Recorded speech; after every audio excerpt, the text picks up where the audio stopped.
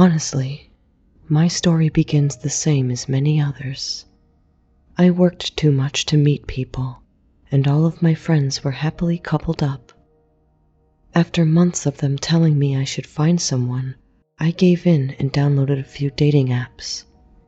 Tinder, Bumble, the works. I was admittedly about to download Christian Mingle despite my atheism, just to see if there'd be a good guy on there. After 6 months had gone by, and at the ripe old age of 27, I had decided I was doomed to forever be a bachelorette, maybe only seeing a man for the occasional one-night stand. Hi, sweetie! I met this great guy at a coffee shop. I sighed.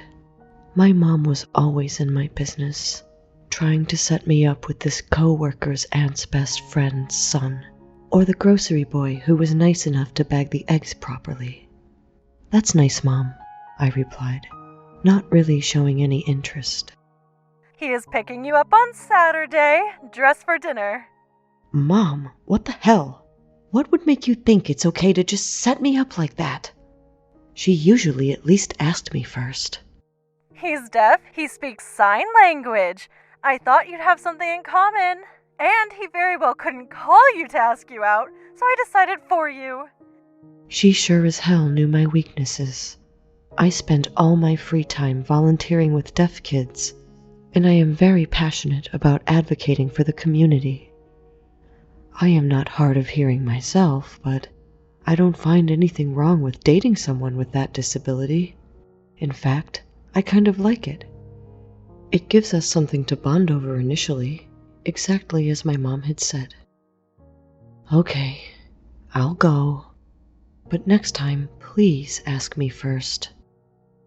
She gave me the details, and then, unsurprisingly, I didn't hear from her after that. Mom really only texted me when she wanted something, and she had gotten what she wanted.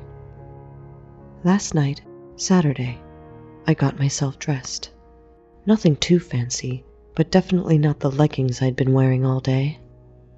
He was on time, coming to the door with a bouquet of flowers, and held the door for me as I got in the car. I have to say, he was rather handsome. Dark brown hair and a beard just the right length. Stunning blue eyes and a strong build. Not too bad, Mom, I thought to myself as he closed the car door behind me. The car ride would have been unnaturally silent if it weren't for the fact that we very well couldn't talk. Reading lips wouldn't be too hard, and we had exchanged pleasantries at my front door. I rather liked being able to watch him drive, and to watch the world pass by as we traveled in a comfortable silence. Upon arrival at the restaurant, he signed to me, apologizing that we did not have a reservation. I told him it was fine, and he asked if I wouldn't mind going in and getting us a table. His tire pressure gauge was flashing on the dashboard, and he wanted to check it out. I saw no issue with this and went in alone. Hi, how many in your party? The smiling curly-haired hostess asked as I walked through the door. There will be 2 of us, I returned, and after gathering some menus, she led me to a table in the back of the restaurant. 5 minutes later, my date walked in. He had told me his name was Matt when we first met at my door. I waved him down, as there was no waitress at the stand to lead him my way.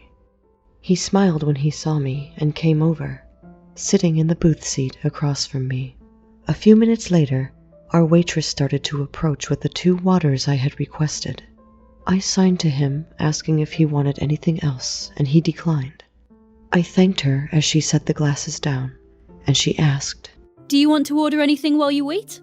Oh, I said, a bit confused. Perhaps she meant for our food, like an appetizer. No, I think we are ready to order. Matt nodded across from me and pointed to the meal he wanted on the menu. Okay, sure. What'll it be? I'll have the wedge salad, and he'll have a margarita pizza, I told her, and her look was a bit more befuddled, but she thanked me and walked away. Thinking she was just new, we continued our date, speaking in signs. Our food arrived 15 minutes later, and she placed the correct items on our respective sides of the table. Enjoy! She said before walking away. I started right in on my salad, but Matt only poked at his pizza.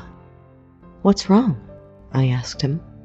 He told me he wasn't too hungry, that he was in fact very nervous to meet me, and it had worn away on his appetite. I felt bad, and I told him there was no reason to be nervous, but if he wasn't hungry, it was no concern.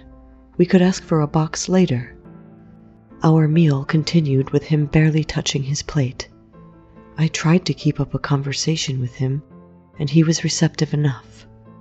Honestly, I had a good time, and I liked his company. No complaints.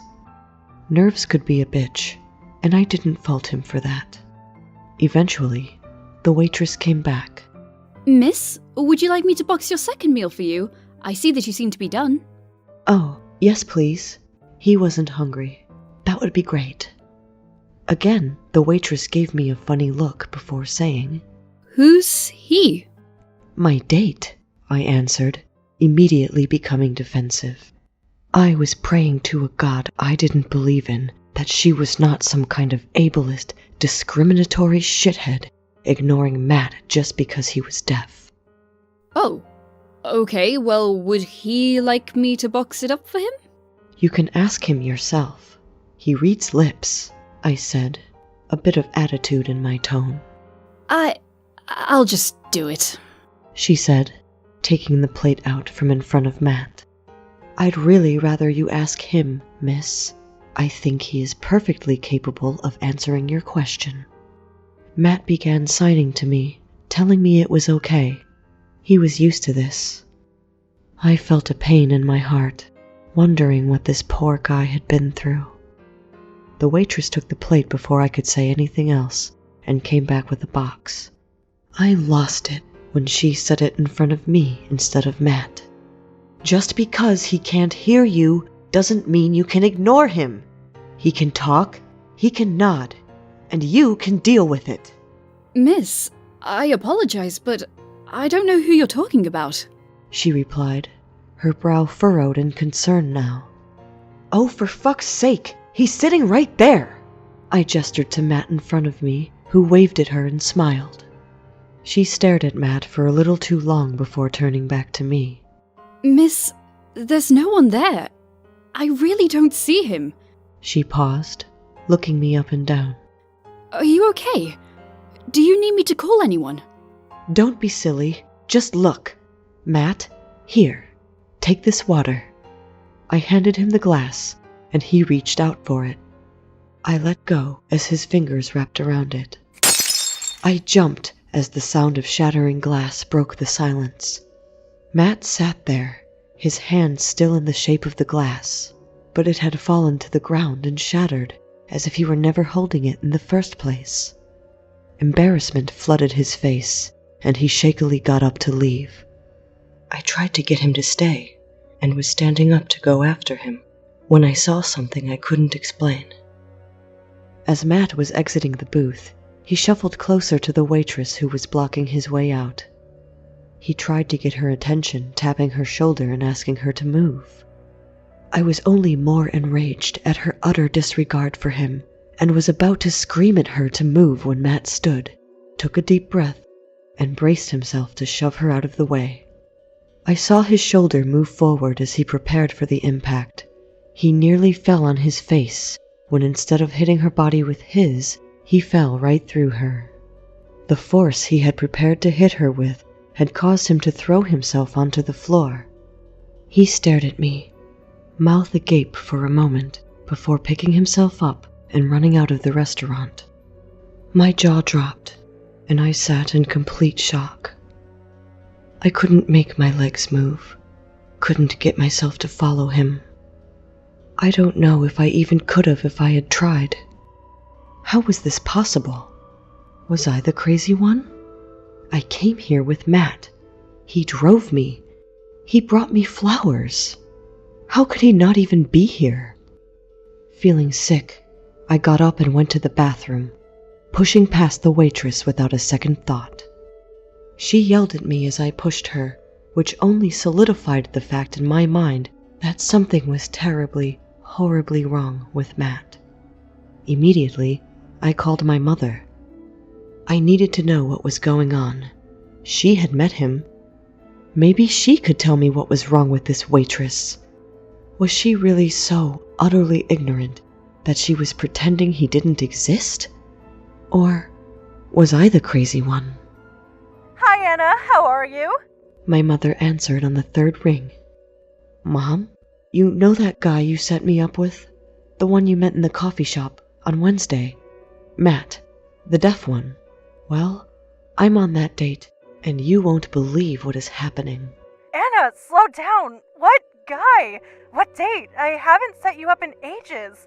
You told me not to, remember? Mom, I'm serious. You texted me on Wednesday afternoon telling me when to meet him. Honey, I did no such thing. My phone has been acting funny lately, and I haven't been able to even open my messages app.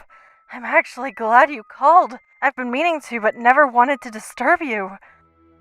Mom, you aren't messing with me, right? Anna, why would I do that? I haven't even been to a coffee shop all week. I gotta go. Something's not right here. I'll call you later, I said, and hung up. I don't remember much of the rest of that night. I walked out of the bathroom, threw some cash on the table to cover the food, and a generous tip. I'm sure I put that waitress through hell. Matt was nowhere to be seen. I walked to the parking lot where I had left him, and there was no sign of his car. I ended up having to call a friend to get me, telling her I had been on a date, but the guy dashed when I went to the bathroom. She generously offered to come over and get wine drunk with me to drown my sorrows, and I happily accepted. A few bottles in, we were passed out in my living room. It's now the next day, and through my hangover fog, I can almost convince myself that last night didn't happen. But I know better. Matt was there. I had signed to him. He had driven me to the restaurant. We had a conversation. I feel nuts, and honestly would have had myself committed if it weren't for a few details. The texts from my mother remain on my phone, and the bouquet of flowers he gave me is still sitting in my trash can, rotting away.